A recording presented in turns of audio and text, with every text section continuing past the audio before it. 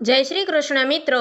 તો આગળના ભાગ 6માં આપણે જાણ્યું કે જમરાળાની નદીમાં પૂર આવવા છતાં ફકડાનાથ ત્યાં જ ધ્યાનમગ્ન રહે છે અને અંતે પૂરના પાણી તેમના પર ફરી વળે છે।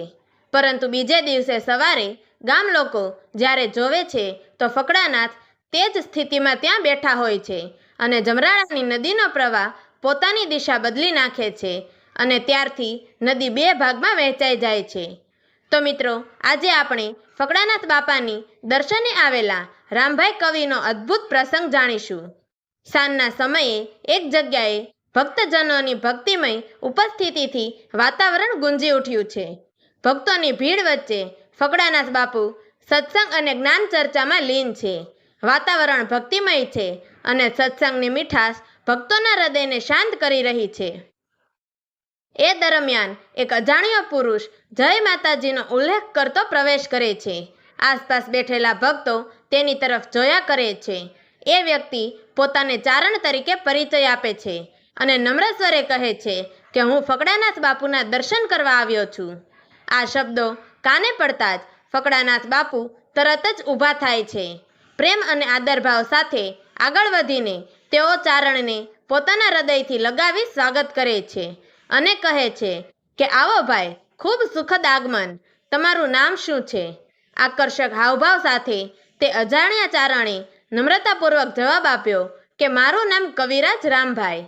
ફકડાનાથ બાપુના ચહેરા પર ખુશી છલકાય।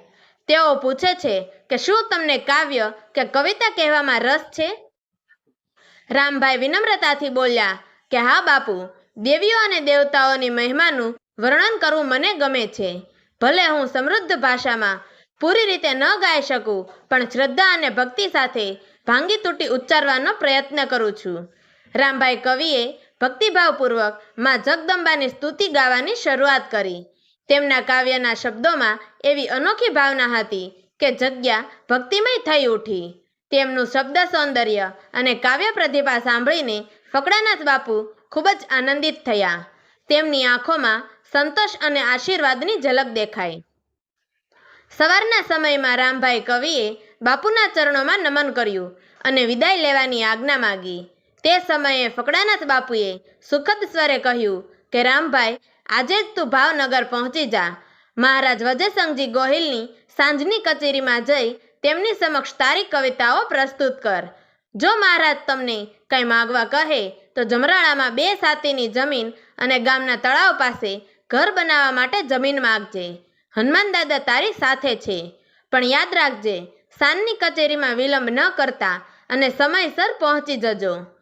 ભલે બાપુ, તમે જેમ કહો, તે કહી રામભાઈ કવિ ભાવનગર માટે નીકળી પડ્યા। સાંજે ભાવનગરના મહારાજ વજયસંઘજી ગોહિલ શાહી દરબારમાં બેઠા હતા। રાજ દરબારનું વાતાવરણ ભવ્ય અને ગૌરવમય હતું। એ સમયે રામભાઈ કવિ ત્યાં આવી પહોંચ્યા અને ફકડાનાથ બાપુના હુકમ મુજબ તેમણે પોતાની કવિતાઓ રાજાને સંભળાવી। વજયસંઘજી કવિની કૃતિઓ સાંભળીને અત્યંત ખુશ થયા। તેમને ગર્વ અને આનંદની લાગણી થઈ। તેમનું મન ભક્તિભાવથી છલકાઈ ગયું। તેઓ ભાવવિભોર થઈ બોલ્યા કે કવિરાજ, ખૂબ જ અદ્ભુત કવિતાઓ છે। તમે કંઈ માગો, હું તમારી ઈચ્છા પૂર્ણ કરીશ। રામભાઈ કવિએ નમ્રતાથી પ્રસ્તાવ મૂક્યો કે મહારાજ, જો આપની કૃપા હોય તો જમરાળામાં 2 સાતીની ઉત્તમ જમીન અને ગામ તળાવ પાસે રહેવા માટે જમીન આપો। વજયસંઘજી ગોહિલે તરત જ પોતાના દરબારમાં રહેલા અધિકારીઓને આદેશ આપ્યો કે રામભાઈ કવિને જમરાળામાં 2 સાતીની સારી ઉત્પાદક જમીન ફાળવી આપો। સાથે રાજખર્ચે એક પાકો કૂવો બનાવજો અને જ્યાં તેઓ ઈચ્છે ત્યાં મજબૂત માળબંધ મકાન તૈયાર કરાવજો। આ રીતે રામભાઈ કવિ ફકડાનાથ બાપુના આશીર્વાદથી સમૃદ્ધિ અને માન સન્માન પ્રાપ્ત કરી શક્યા। આજે પણ રામભાઈ કવિની વંશ પેઢી અસ્તિત્વમાં છે।